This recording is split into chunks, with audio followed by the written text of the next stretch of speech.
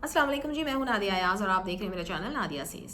Video को मज़ीद आगे बढ़ाने से पहले चैनल को लाइक शेयर एंड सब्सक्राइब ज़रूर कीजिएगा ताकि आपको डेली बेसिस पे नोटिफिकेशन मिलती रहे और आप अपडेट रहें यूएस वीज़ा प्रोसेसिंग के हवाले से।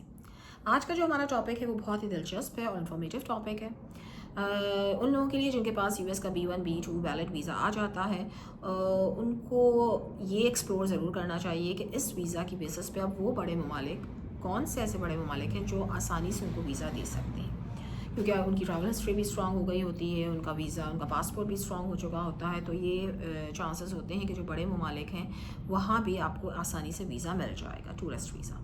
उनमें से एक ऐसा मुल्क है जो यूएस के साथ बॉर्डर भी शेयर करता है और जहाँ जो है वो हमारे बहुत से पाकिस्तानी बहन भाई मुक़ीम हैं।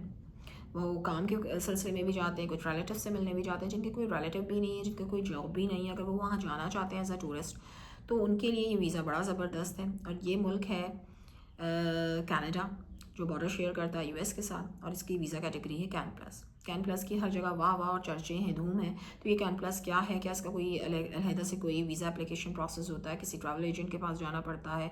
नहीं जी, ऐसा कुछ भी नहीं है। आप सिंपली IRRC पोर्टल पे जाइए, वहाँ पे यूएस कनाडा का जो वीज़ा एप्लीकेशन फॉर्म है वो ओपन हो जाएगा।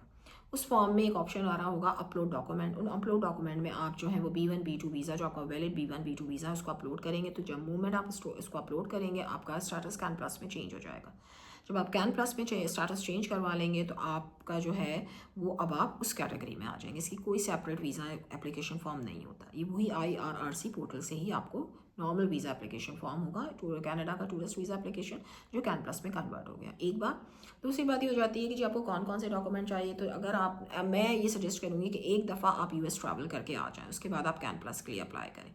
तो आपकी ट्रैवल हिस्ट्री भी बहुत स्ट्रॉन्ग शो कर रहा होगा और इसके लिए कोई फाइनेंशियल प्रूफ रिक्वायर्ड नहीं है। हाँ, इतना पैसे ज़रूर होने चाहिए कि आप ये शो कर सकें you have strong ties back in your country. Obviously अगर आपका यूएस का लगा है, और जैसे कि मैंने यूएस के बजटिंग के हवाले से एक वीडियो बनाई थी कि कितने फाइनेंशियल रिसोर्सेज आपको रिक्वायर होती हैं, बस वही सारी आपकी यहाँ पे चलती हैं। लेकिन शो करने की कोई ज़रूरत नहीं, ना यूएस के लिए आप लेके जाएं डॉक्यूमेंट, ना यहाँ पे आप डॉक्यूमेंट अपलोड करें। यहाँ आपको जो 3 मेन डॉक्यूमेंट्स होते हैं वो यूएस का B1 B2 वैलिड वीज़ा, आपका करंट पासपोर्ट और आपका NIC। कोई कंपनी का लेटर हेड, कोई फाइनेंशियल प्रूफ, कोई FRC जिसे फैमिली रजिस्ट्रेशन सर्टिफिकेट कहते हैं, कोई MRC मैरिज रजिस्ट्रेशन सर्टिफिकेट, ऐसा कुछ भी रिक्वायर्ड नहीं। ठीक है जी। उसके बाद तीसरी बात ये आती है कि आपकी ट्रैवल हिस्ट्री।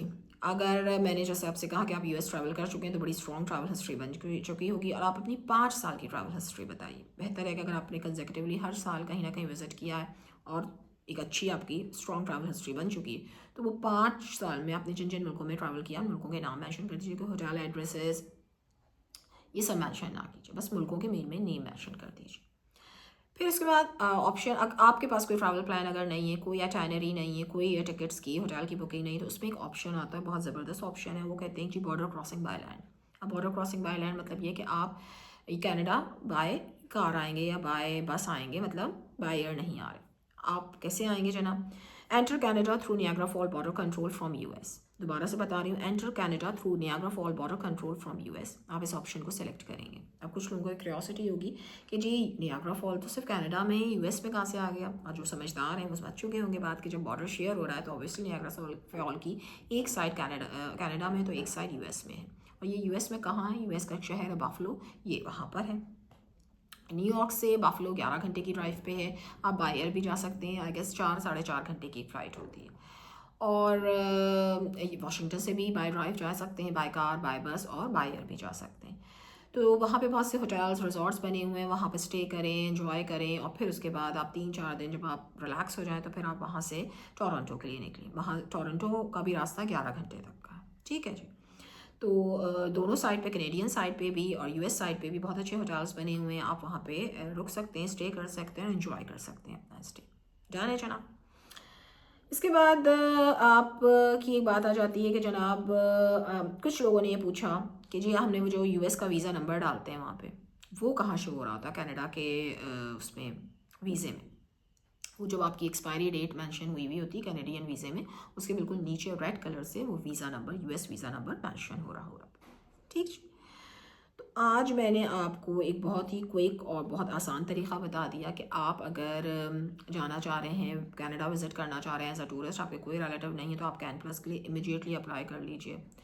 بہت اچھا آپشن ہے، اس آپشن کو اویل کیجیے اور ملکوں گھومیے. میری ویڈیو کو لائک شیئر سبسکرائب کرنا ہرگز نہ بھولیے گا. مجھے آئی نیڈ سبسکرائبر، تاکہ میرے جب تک 1000 سبسکرائبر نہیں ہوں گے میرا چینل مونیٹائز نہیں ہوگا، اور اس کے لیے آپ کو تھوڑی سی محنت ضرور کرنی پڑے گی. کوشش کیجیے، محنت کیجیے. انشاءاللہ نیکسٹ ویڈیو میں پھر ملاقات ہوگی. جب تک کے لیے اللہ حافظ. Thank you so much.